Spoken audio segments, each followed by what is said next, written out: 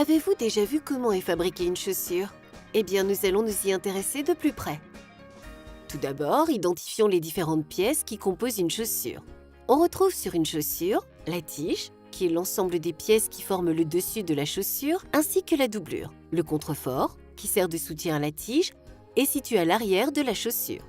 Le bout dur, situé sur le devant de la chaussure, conserve le galbe de l'avant et protège ainsi les orteils.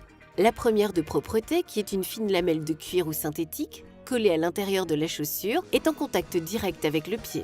La première de montage, c'est la partie sur laquelle vient se fixer la tige. Ensuite, la semelle, qui correspond à la partie en dessous de la chaussure, en contact avec le sol. Le talon, c'est la partie rigide sous la semelle qui rehausse l'arrière du pied. Et enfin, le bon bout est la pièce placée sous le talon pour le préserver de l'usure.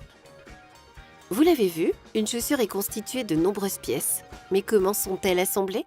Découvrons ces étapes de fabrication. La première étape est la coupe.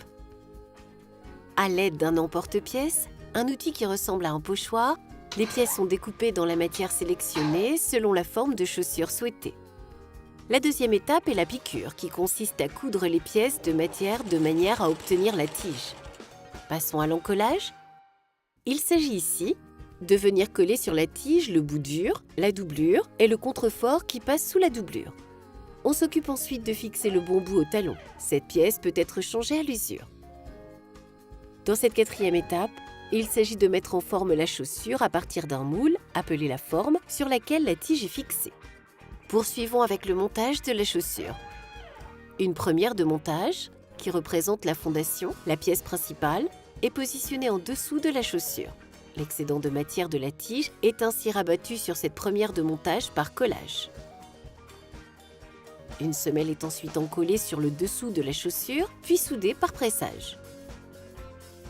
La fabrication de l'escarpin suit le même procédé, sauf qu'il a une pièce très importante qui est le cambrion. C'est une pièce en métal ou en bois qui se situe entre la semelle et la première de montage. Il permet de soutenir la voûte plantaire et de conserver la cambrure de la chaussure.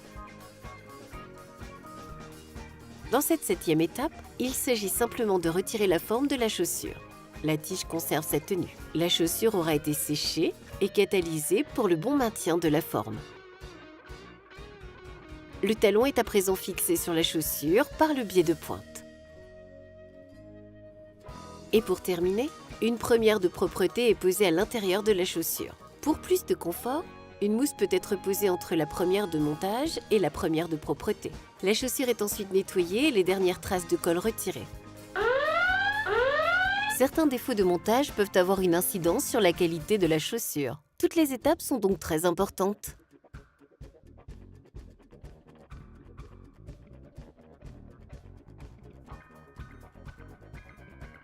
La chaussure est prête à être mise en boîte.